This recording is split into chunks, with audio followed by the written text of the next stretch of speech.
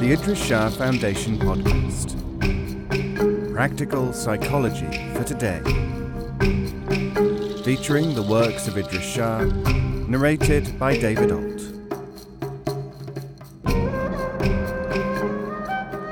Welcome to the Idries Shah Foundation podcast. In this edition of the podcast, we will hear selections from Seeker After Truth by Idries Shah. This audio is made available by the Idries Shah Foundation. Part 2. Questions and Answers. Not their way, but their way. Question. I have heard the phrase used by Sufis, not their way, but their way. What can this possibly mean? Answer. It is a technical term and an extremely useful one. It refers to an account of something which has a meaning in a dimension which is not understood by conventional thinkers. There are two theys. The first lot in the phrase are the ordinary people. The second are those who work in another dimension. Take such a narrative as this. How can human actions be divine? It is related, and quoted in, for example, Hujwiri's Revelation of the Veiled, that the prophet said, "There is many a one with dirty hair, dust-stained, clad in 2 old garments, whom men never heed. But if he were to swear by God, God would verify his oath." Such a statement appears to suggest that the person mentioned either was God, which is impossible according to most people, or commanded God, which is even more impossible, or that he was acting in direct harmony with God in such a way as to know the divine decrees or to initiate terrestrial action in an interventionist manner, both highly questionable possibilities according to most human belief. The fact is, however, that the meaning of the exact nature of this individual's activities and their harmonization with divine intention are not to be understood in their, the intellectual's, way, but in their, the perceptive's, way. The Sufi poet Jami, in some especially beautiful lines, says, "Whether seeker of evil or good, whether inmate of a monastery or cloister, from the viewpoint of form, all is other than he. From the viewpoint of truth, all is none other than he." But remember too that Shabistari says, "To whomever the divine has not shown the way, it will not be revealed to him through logic." Prayers and Rituals. Question. I have read that Gharib Nawaz, quoting Master Samnun Muhib, said that the really illuminated are the people who have nothing to do with outward prayers, rituals, or ascetic life, but are the people given to devotion and contemplation. Why should one not pray? What is wrong with rituals?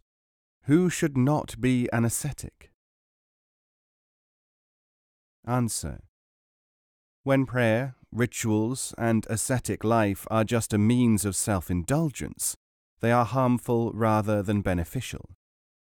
This is quite obvious to people nowadays, when it is widely recognized that fixations are not the same as valuable and laudable observances.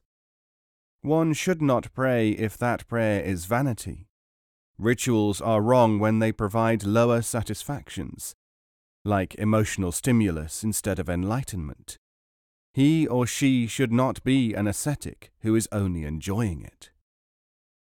These facts have been known for a very long time and have been alluded to by spiritual teachers. From time to time, in default of teaching structures which can help people to avoid the traps which these activities lay for the unworthy, people of all religions have let the cause go by default, and have assumed that someone is holy if carrying out some or all of these activities. The true and the false Sufi. Question. I have read that the great Sufi Ghazur Ilahi quoted, with approval, Sheikh Yahya Munir as follows. There is no uniform behavior amongst the masters. One may eat and sleep well, another will fast and sit up all night. One may spend time with people, another holds himself aloof. One will be found dressed in rags, and another in silks and linen of high quality. One is silent, another speaks animatedly. One will conceal his saintship, another will show it publicly. One of them will serve all human beings, both the devout and the debauched, and another will have no truck with the evil. Question. If this is so, how are we to know the true Sufi, and why should Sufis behave in such disparate ways? Answer. Sufis behave in any way which is necessary to their fulfilling their function, so you would expect a wide variation in behavior. Again, remember that the things of the world referred to by Sheikh Yahya are superficial, secondary and not essential to the Sufi. Hence he has only a secondary and relatively unimportant personal connection with them.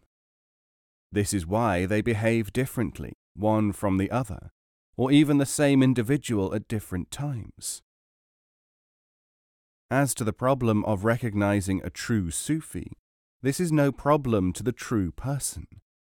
You have read the passage which you have just quoted to me, but perhaps you have not read enough in Sufi writings to record that Sufis say that you will only be misled if something unworthy in yourself attracts you to an unworthy person. It is not for the Sufi to represent himself as worthy. It is not for anyone to give you a test for a Sufi. It is for whoever wants to discern truth to focus that part of himself or herself which is honest towards the supposed Sufi. Like calls to like, truth to truth, and deceit to deceit. If you are not yourself deceitful, you will not be deceived. The assumption, you know, that all seekers are honest and that they only need a test to ascertain the honesty of a spiritual teacher is very much out of line with the real facts. A ruse. Question. People say that you say and do things, such as opposing scholars, which cause confusion and enmity. Why should you do this? Answer. I can only give you the story of Sadi in his Bostan that recalls one aspect of this situation. There was once an old man whom a youth had helped with a small sum of money. One day he saw the young man being led by an escort of soldiers to his execution for something which he was supposed to have done.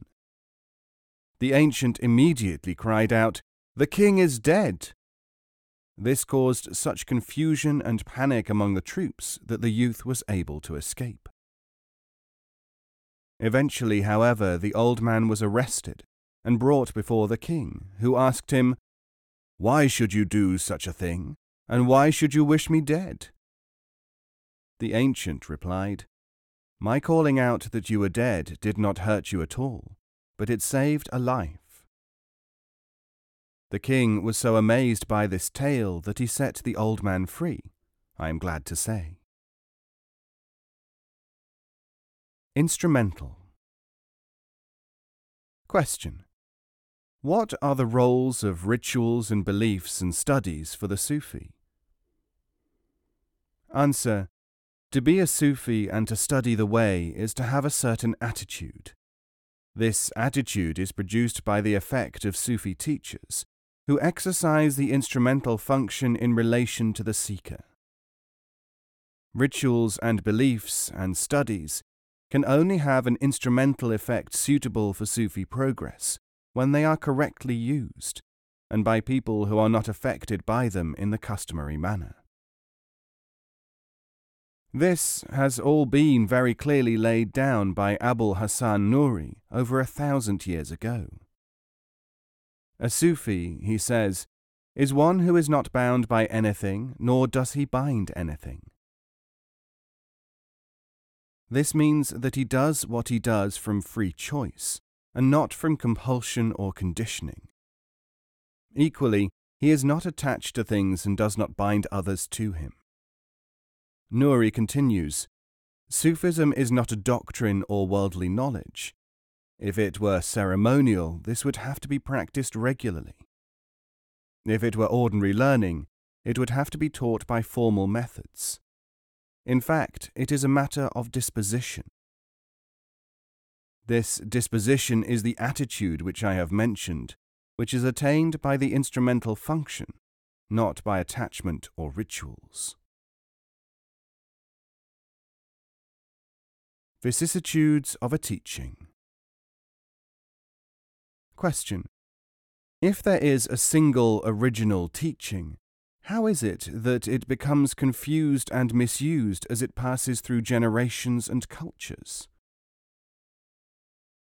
Answer. There is a saying, whatever goes into a salt mine becomes salt.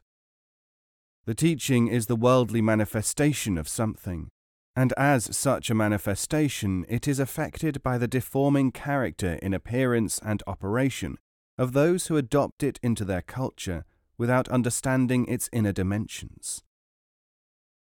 Listen to what happened to Mahuma. Fariduddin Attar relates in his Ilahi Nama, Book of the Divine, that there was once a woman of virtue named Mahuma, which means she upon whom mercy is exercised. Her fate stands for the vicissitudes of the teaching. Her husband decided to perform the pilgrimage to Mecca and left her in the care of his younger brother. After a time, this man fell in love with her and made approaches to her. She rebuked him, but he threatened that if she did not submit, he would put her in danger. When she still refused to yield, he brought 4 false witnesses, charging her with adultery. The woman, brought before the judge, was declared guilty and was taken to an open space to be stoned to death. Mahuma was left for dead and lay in that place all night. In the morning, when she began to revive, and when she was almost back to her senses, a desert Arab who was passing heard her groans. He asked her who she was, and she answered that she was ill, so he decided to take care of her. After a few days she recovered, and seeing her beauty, the Arab besought her to marry him. "But I am already married," she said. She so moved him by her entreaties to leave her alone that he adopted her, making her his sister. Now the Arab had a slave, and this man fell in love with Mahuma, but she resisted him as well. He decided to have his revenge for being rebuffed. The master had a beautiful child, and the slave one night killed it and put the blood-stained dagger which he had used under Mahuma's pillow. When the child's mother went in the morning to give it milk, she discovered the murder and found the weapon in Mahuma's bed. The Arab asked Mahuma why she had repaid his kindness in this way, giving evil in exchange for good, but she was able to convince him that she was innocent. But the Arab realized that, after the shock which she had had, his wife would always associate Mahuma's face with the death of her little one, and so he had to send Mahuma away. The manifestation of the teaching, in the form of tales and exercises, of actions and thoughts, will always be as vulnerable as Mahuma, and is as often betrayed and misunderstood by the base and the ignorant. Supposed forms of Sufi teaching are abundant. Some of them have a fair face, others are associated with unacceptable histories, and these are all the result of the kind of thing which happened to Marhuma when her husband was away. Present and absent. Question. I find it rather difficult to get answers to my questions, both from you and from other people whom I respect. I have spent days sitting at the feet of some people of great renown, and never heard them utter a word. Can you shed any light on this? Answer.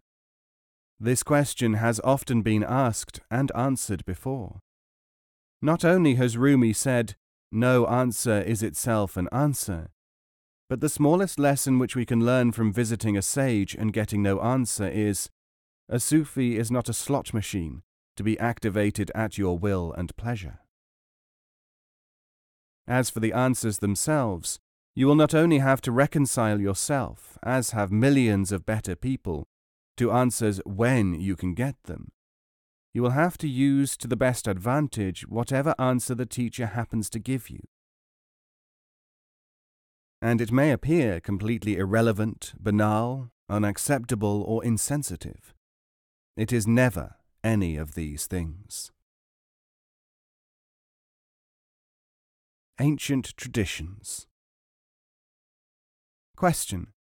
I know that the Sufi path is followed by Muslims, and also that many classical teachers among them have had Christian, Jewish, and other disciples. There is plenty of evidence for this, which sets Sufism apart from purely theology-bound mysticism and gives it a special place in the world. But although the Sufis say that Sufism has always existed, is there any evidence that the Prophet Muhammad himself alluded to any of the practices, such as tawbat, turning back, repentance, or khidmat, service, or sabr, patience, the stations which the masters and the orders require people to take up for the purpose of following the path? Answer. Of course there is. You have to remember that Islam is not presented as a new religion, but as a continuation of the perennial faith. There is, therefore, and must be, a continuum between ancient teaching and the standard Islamic period and afterwards. As an illustration, I shall give you the story from the Islamic authentic traditions, which actually embodies all three stations of tawbat, khidmat, and sabr. It is entitled Recital of the Cave, Hadith al-Ghar. In his Discourse on Miracles, Hujwiri related from the traditions that one day some of the Prophet's companions asked him to relate a tale of the peoples of ancient times. He recited, 3 people were on a journey, and when night fell they went into a cave to sleep. While they were there was an avalanche, and a rock blocked the entrance to the cave, trapping them. They decided that only a miracle could save them, and that they should invoke God, asking that their altruism should be witness to their eligibility for release from what would otherwise become a tomb. One of them accordingly said, I had only a goat in this world, and I used to milk it to provide something for my parents, and I also collected firewood to sell to buy food for my father and mother and myself. One evening when I arrived home, I found that the old couple had fallen asleep. I prepared their food and milk and stood by them, without eating anything, until they woke next morning. After that I also ate and sat down. O Lord, if I have spoken the truth, help us and send release in our predicament. And then, as they watched, the rock moved a little, and a crack could be seen, letting in the light. But they could not get through the small crevice, and the second man began his tale.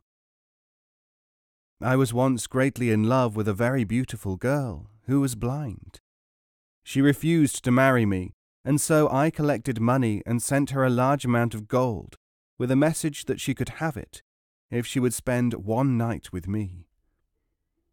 She came, but the fear of God came into me, I turned away and allowed her to keep the money. O Lord, if I have spoken the truth, help us and send release in our predicament.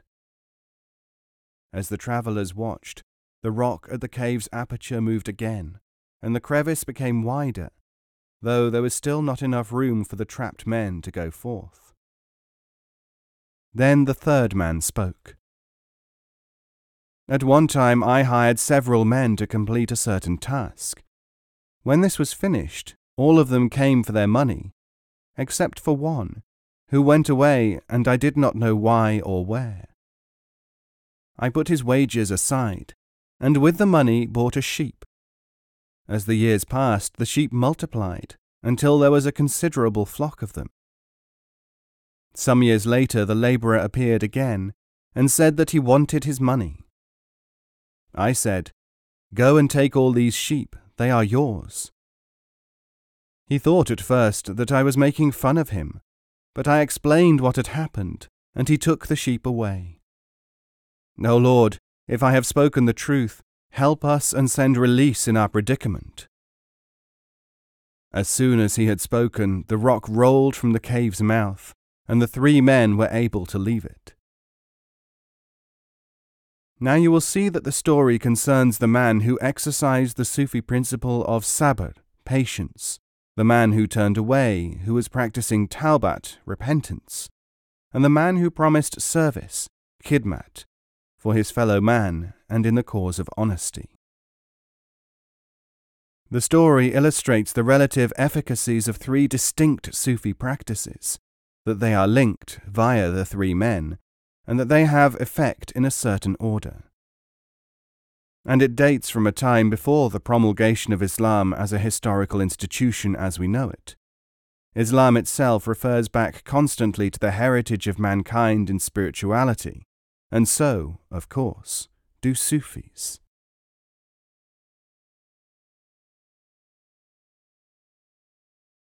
The mother of opposition. Question. When Jalaluddin Rumi says that things which are seemingly opposed may in fact be working together, he is referring to the essential identity of opposites. Surely this is a formula for our solving the problems of enmity. Surely by opposing nothing, we may get closer to that which is real. Answer. Rumi's words may indeed be sloganized into some such phrase as "ignorance is the mother of opposition." But to oppose nothing and to seek from such an action, or lack of it, some personal benefit, carries an untrue assumption. This assumption is that the individual, this non-opposer, is capable of learning from what happens next.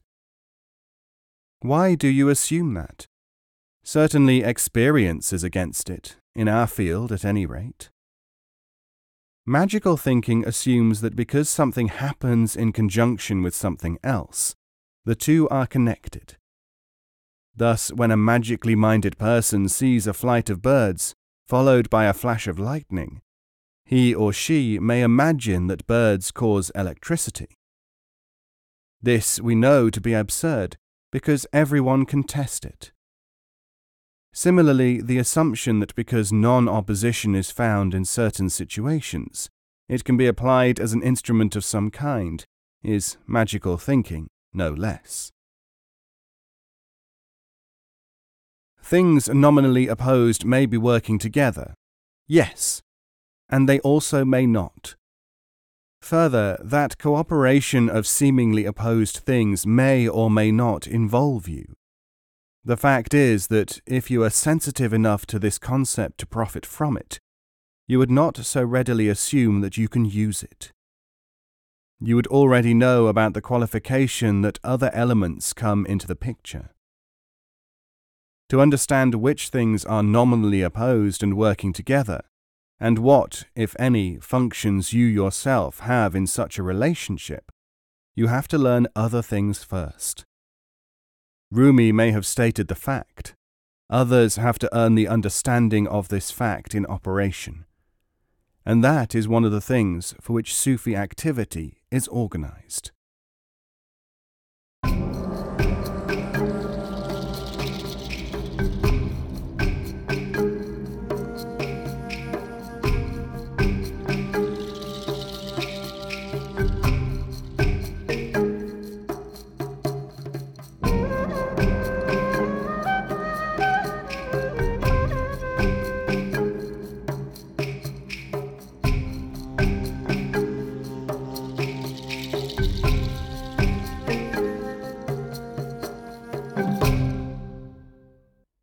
This podcast is copyright 2018, the Idries Shah Foundation.